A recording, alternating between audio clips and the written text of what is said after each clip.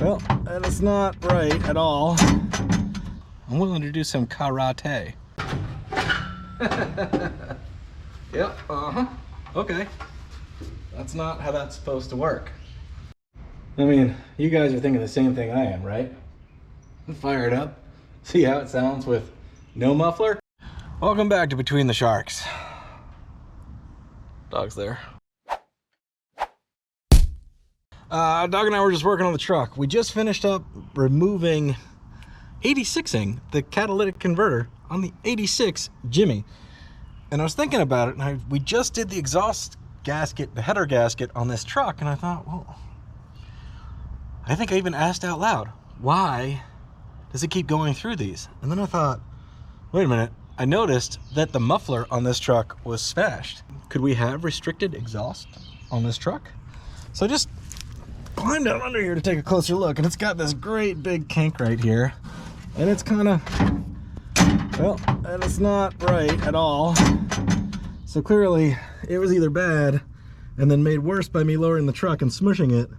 But I figure, like, right there, we could put like a little exhaust guy and try to patchify this up, because I do kind of like the old school truckitude of that.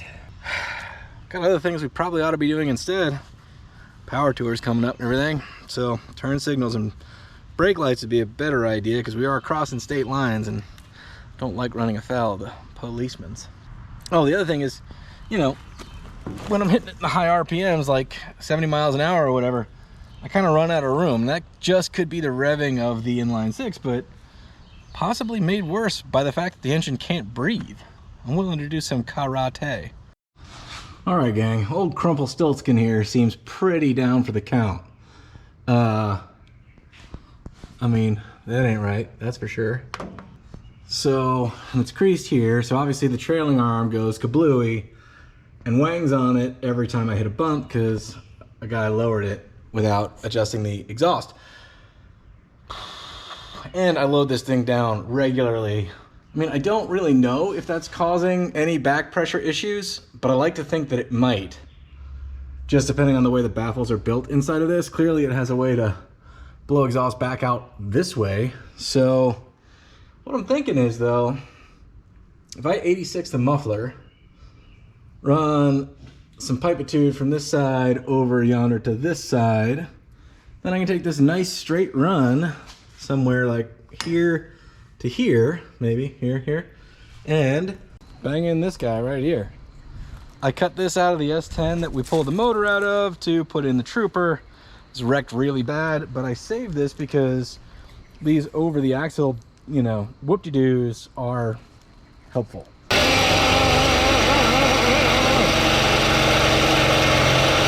Yep, there's a lot of stuff that fell out of there.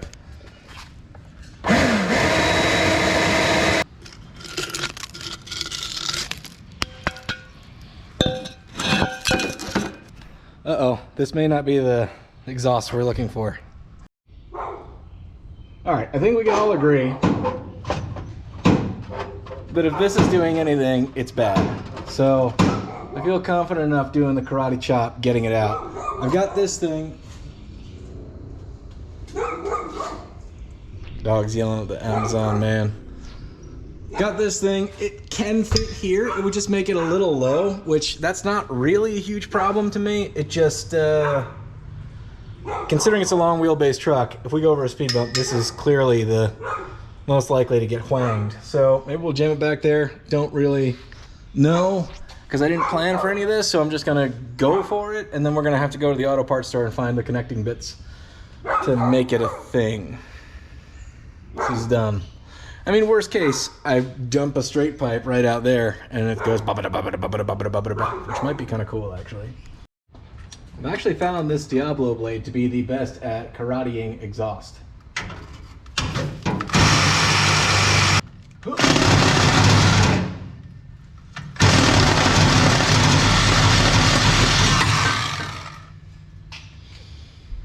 all right. I wonder if this thing will slide right out, actually. Yep, okay. That's not how that's supposed to work. I mean, you guys are thinking the same thing I am, right? Fire it up, see how it sounds with no muffler. It may not be a difference. It may sound awesome. It may be awful, but we gotta try it. All right, here we go.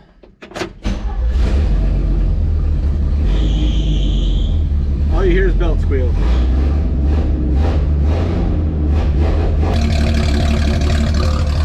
All right, it's a little awesome.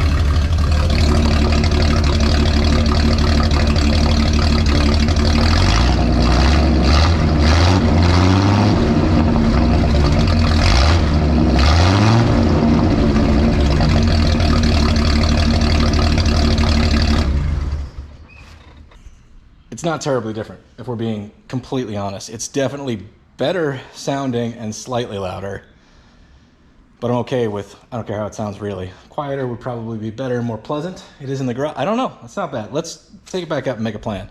All right, at this point, I'm actually thinking if I just cut the section out here, fit this in, I'll be able to take the section I cut out, fill that hole, and move on, I think. I mean, just because the trailing arm has to travel up and down, there's just not a lot of room here. So whoever did the exhaust originally, they did some good bending and stuff and they welded everything, but maybe the routing wasn't great. And then my moron self went ahead and lowered it, just went, all right, well, it'll self-clearance. And it did. So apparently I did something else wrong. I did not get the collector bolts tight.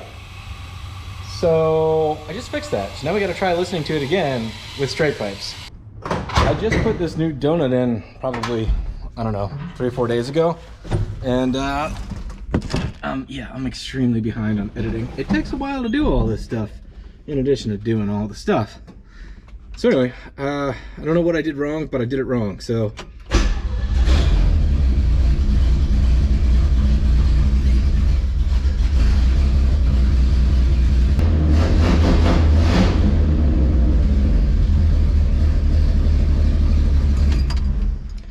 don't want it to get hot now that I realize that. Yeah, I really can't tell with it reverberating in the garage. I can't tell if that's from the collector or from the straight pipes. So anyway, it doesn't sound bad. It's not outrageously loud, but it's, you know, it's loud in the garage. All right, I'm guessing it's time to continue with our planless plan here. So I guess the thought is, yeah, that's pretty solid now. I'm gonna cut right here because there's this weird extension piece. Why am I doing this? There's no plan here. Here we go.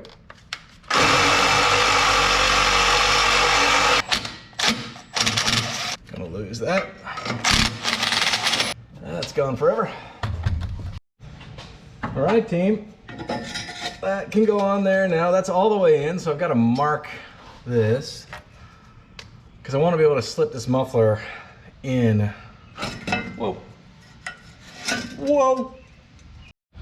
All right, well, I didn't quite do that the way I wanted. This is my all the way in mark, so this is in the neighborhood of where I want to be. That's a little further back than I want to be, but this hanger right here, it's fine. I can make it work. It just, I don't know how I beefed it. So, this is sleeved in. We've got something going on here, right? And yeah, so now we got to figure out all this. Before I nail that down, I want to make sure the rotation of this piece, because I have some flexibility here, is correct.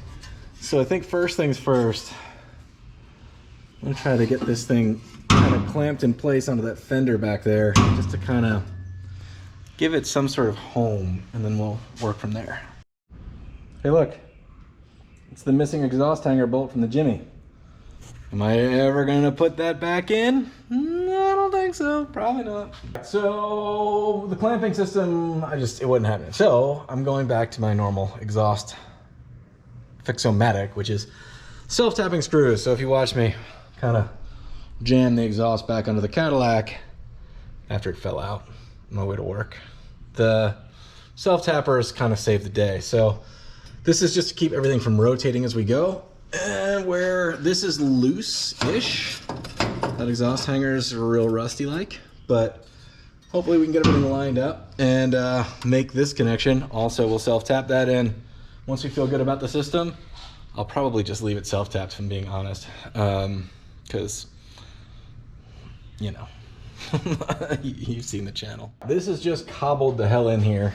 Tech screw, self-tapper type thing, self-tapper, self-tapper, self-tapper.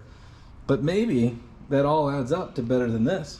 I'm not suggesting to anyone that this is the correct method for doing exhaust, but at this point, we can lower it down, fire it up, see how it's doing. It's gonna leak from here, and here, and there, and there. But we can get clamps, or we can weld it, or we can tape it, or we can, you know.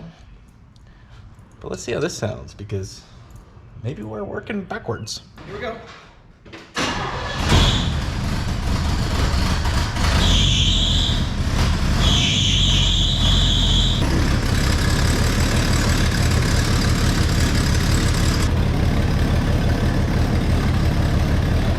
That sounds like a manifold leak. I'm not feeling a lot of air coming out of the collector, but I can't reach. It feels like it's in the back here. Ah, well. All right, simple test. At the very least, it's acceptable and it's flowing fine. We may have actually solved our collector gasket issue, but I think we have an exhaust manifold issue. These things, I mean, I replaced it because the original 60-year-old one was rotten. But maybe, and it definitely sounds like it's at the back, but these have these weird little clips, you know, that kind of push it in. It's not really bolts, it's like holder inners. And they're an imperfect solution, I'll tell you what. Love and inline six, the two biggest issues they're the same issue. It's sort of the exhaust manifold right below the intake manifold, so it gets really hot where your carburetor is, and then, you know, it's just not a great way to fasten them on there. And I don't know if I didn't use enough goop or didn't tighten it down enough or whatever, but we'll climb in there and see if we can get a wrench out on it at some point. It's probably not going to do anything. Ladies and gentlemen, we're continuing on with our power tour prep, whatever. This may be a problem that you may find on your old vehicle, and for the uninitiated, this can be an exhausting snipe hunt. I got one brake light, do not have the other brake light. Here in the cab, I got my little helper doing the helping, basically just a stick holding the brake pedal down. Now we are going to do the right thing, and we're going to check and make sure that the bulb is not out. But I don't think it is. Not only is it not out, it's kind of glowing. Kind of.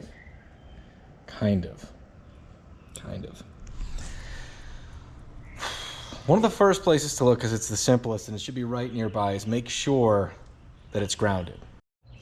Time travel. All right, we're back with our one taillight working, our other taillight barely glowing, which I thought it was actually out. Now, there is kind of a punch list for this. It could be a bad ground. The bulb could be going bad. We might not have 12 volts all the way back here. And there's a reason why we might not have 12 volts all the way back there. So before we start changing anything on this, we're going to do a little experimenting. I have found in my experience, the turn signal is usually the culprit. And the reason I say that is because that's my experience. But basically, if you don't know how a turn signal works, it cancels out one of the brake lights on the right or the left, typically. If your brake light is the flashy thing, then what it's doing is, if you're making a left-hand turn, it turns off your left-hand brake light. So as you brake going into the turn, your left-hand brake light isn't working, but reroutes power from the turn signal flasher. And then when the switch moves back up, it re-engages the brake light portion of the circuit. And we got two issues here. One, this turn signal is a little jacked. So basically, if it thinks I'm making a left turn right now and things aren't lined up on the switch, that could be my problem. But the handle's also kind of broken. I don't know if that did anything. Let me...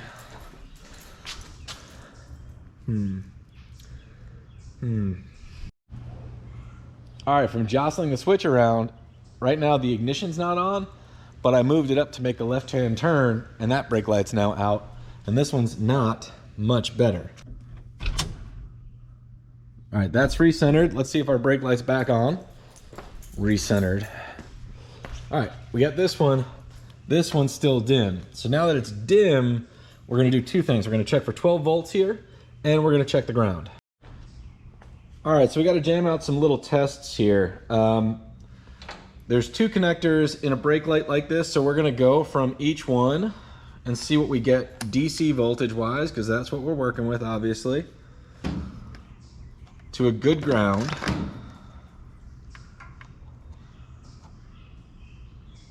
Getting 10.2, which is a little lower than the 12 I would expect. Now let's see if we go to the ground on the light unit itself. Getting the same thing, 10.2. So I guess our unit is grounded, but that could mean several things. This whole lighting housing is apparently broken. I have another one somewhere, but I don't know where it is. All right. In fact, that's an entirely different style? What's going on here? Yeah, that's a... looks like a totally different style where the light bulb is actually grounded right there. Huh, who knew? That's a reverse light that was never hooked up. All right, same test. 12.55 volts. All right, so that suggests to me that we have a loose connection over there, or our turn signal connection is still not good. All right, gang, so I was certain that the turn signal switch was gonna be the culprit, but I was gonna work my way there and whatever. I gotta get into it anyway because the handle's broken and the steering wheel's not clocked correctly, but that's other stuff. But I've been chasing this around, right? 12 volts over there at the bright light, 9, 10 volts over here. I replaced the wiring from this plug out just in case. Checked the ohms and the resistance all the way across. It looked fine, but anyway, I thought I'd try it. Pulled this original connector apart. I have 12 volts on the other side on both brake lights. So I'm pretty sure it's yellow to yellow. There's a lot of bubbled up wiring back here. I don't know. I don't know what happened to the original tail lights. I don't know. But at this point, I feel reasonably confident that I'm tracking it down to this connection being the issue, because I've got 12 volts right there, 12 volts and change. It's just not making it all the way through on this one side. So I guess we're gonna snip, try again. All right, been at it for a while, troubleshooting to no real avail. Now, what I have determined is I can confuse myself and get different ratings. If I pull this lamp out, then I get 12 volts over here. If there's 12 volts going here, well, then I only get 9 or 10 volts over here, and that makes it really dim. Which takes me back to my original hypothesis, which is the turn signal switch. Because if you have 12 volts going into the turn signal switch, it gets divided there and split to the brake lights. So I think I might have a bad connection there, which I suspected all along. However, until I did enough experimenting, I didn't realize why I was getting 12 volts and then not 12 volts and 12 volts and then not 12 volts. Although the only thing that's bizarre about it is, let's try this. When I put a lamp in here and take that lamp out, this one's still not particularly bright. Don't know if you guys can read that, but oh, it's like using chopsticks. Trying to get this right. Short version is I pulled that other lamp out and I've got 12.5 volts back here. Cool. So if I take one of these many 1157s,